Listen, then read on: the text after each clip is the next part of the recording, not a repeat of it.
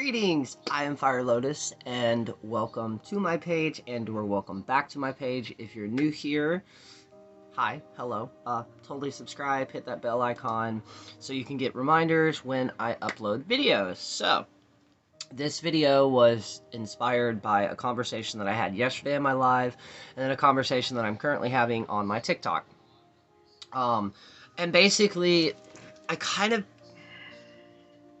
So we know that shadow work has been this trend. Everybody's doing it, everybody's saying you need to do it, but if you come from a childhood where, trigger warning, where you've had multiple different types of trauma, doing shadow work, especially if you have PTSD, doing shadow work without a trained professional like a therapist or a counselor can be extremely dangerous due to the fact that the way our brains work with trauma, we blocked out or made ourselves forget certain memories. Doing shadow works, depending on how deep and detailed that can be, you may accidentally rip off the bandage and rip off the scab, and then you're going to have all these emotions and memories coming up, and your body's not going to physically know what to do with it.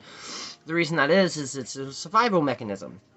Everybody's different, but at certain points, our brains will just completely shut off something so we don't have to relive it or go through it. It's, like I said, survival mechanism. So if you do shadow work, depending on what type of shadow work you're doing, you could, like I said, wind up bringing stuff up that your body just doesn't know how to deal with, which could be dangerous. So instead of that, about 2-3 weeks ago, I believe it's been now, I decided to take a break. Basically, I kept getting signs that I was on the verge of being burned out with making so much content, and then my ancestors kind of stepped in and was like, bitch, stay. You need to rest, unplug, and like, I'm getting chills as I say this, goosebumps, which is my sign of me speaking truth, whether that's my truth or spirit truth, but still, anyways.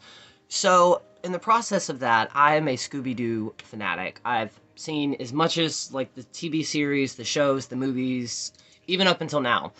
And I recently got Netflix. So, I decided to spend that week nurturing my inner child and kind of going down memory lane in a way. So, I binge-watched the newest Mystery Incorporated series, which is a 2-season series that they have.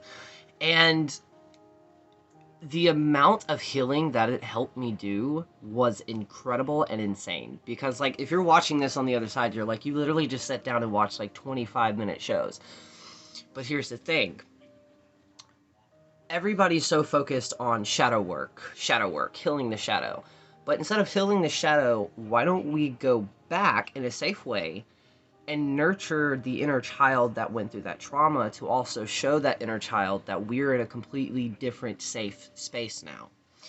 And now, psychologically, I'm not a professional, so this may not work for you, but it's working for me. I'm still doing it. And I got asked a question today on TikTok, like, how do you nurture your inner child? It's really easy, too. You just gotta do things that kind of bring out that, like, spark of childhood. Remember when you were a kid and, like, you believed everything was possible, everything was real? I'm talking, like, far out there theories, right? Thoughts, stuff like that. You're questioning everything and you're trying to figure out how life works, right? Or on Saturday mornings, waking up to that feeling, having a bowl of cereal or a Pop Tart or a toaster strudel, sitting down in front of the TV for like the next 4.5 hours watching all of your shows. That feeling of excitement, that feeling of mystery and magic, that's your inner child. And in my particular craft, and then also thanks to a mental evaluation that I had when I was 13, when they were trying to figure out like what was going on in my head, the results came back, and the therapist is like, honestly, there's nothing wrong with him that I can see, book-wise, except for he's an old soul. And what he meant by that is, he goes, most children lose their imagination. You start to lose it around the age of like 10, 11, because that's normally around the time that like your parents are trying to get you, and your teachers are trying to get you, kind of pulling your head out of the clouds, kind of shaping you basically. I never lost my imagination due to the fact that, due to the trauma that I had, I kind of not regressed, but I always had a Peter Pan complex. I'm 28 now and I still have one. But due to the stuff that I experienced, especially in the past like 3-year period, I experienced a lot of loss and a lot of death, a lot of emotions that I've never experienced in my entire life up until the age of 28. And it kind of like threw my balance off in a way. Mourning process, everybody is different. And I tried shadow work. I keep a journal, but besides journaling, I didn't like it because it was basically, like I said in the beginning of this, it sparked feelings and yeah. So I was like, how can I do this? I started working with my inner child.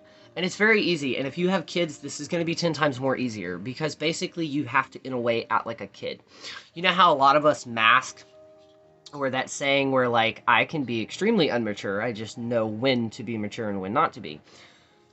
Since I sat down and watched that series, it's re-sparked so much things in me. I've re-sparked my fascination and drive to do spell work. It's made me daydream more. And the reason that I keep saying your imagination is important when you're doing magic is because, for one, you're not really having limitations. Because even though you know what we can physically do with magic, there still has that hope. And hope is one of the strongest things you can ever have. Hope will get you through anything. But if you can, do it for a weekend. If not, I've been telling or asking people to do it at least like once a week. One day a week, set aside a few hours to build a fort out of pillows in your living room. Crawl up under there, pick a couple of childhood favorite movies, and just watch them and eat some candy. Wake up and have dessert for breakfast that morning. And like I said, if you have kids, of course, incorporate them into this. But what that's going to do is, for one, it's going to help you heal that inner child. And it can also bring you and your inner child closer together, because with me, I'll also have conversations with him. And basically just be like, look, I know we've been through a lot. Like, there was a lot in that chapter. But we're here now. I'm 28, and I did not think I would ever make it past 16. 21, and now I'm 28. I'll be 29 next year. This is insane. But the reason, and like I said earlier with the shadow work, a lot of people are doing it because it's trending. We know this, thanks to the whole Clickety Clock app. But instead of doing something that could potentially be dangerous, especially if you don't have insurance, I don't have insurance, so I can't go to a shrink, a therapist, or a counselor. So start working with your inner child. And if you do, like, come back in a week or 2, 3 weeks, and let me know in the comments how it works. Like, paint, do arts and crafts, anything that you used to do as a kid that would just bring you that immense joy. And I'm not going to guarantee, but I almost promise you're going to see positive results. Now, again, you know your own body and mind. If there's anything that you used to do as a child, but it also trigger that, leave that out of it. But just do things to nurture that inner child, and I guarantee you'll get results. But yeah, that's this video. I want to make it short, sweet, and simple. I'm Fire Lotus, for anybody who did not know this already. Normally, I go live on my Facebook Monday through Friday, my Facebook page, Fire Lotus the Witch. You can also book with me if you would like a reading and or custom spell work. My TikToks, all of this and everything that I'm saying will be below in the descriptions. I'm still getting used to making YouTube videos. But yeah, and hello to all my new subscribers. I have so many videos that I will be making as soon as I get the ingredients that I need. But until then, remember that you are all loved in the Lotus family. You're all accepted. And until then, I hope you're having a magical, magical day.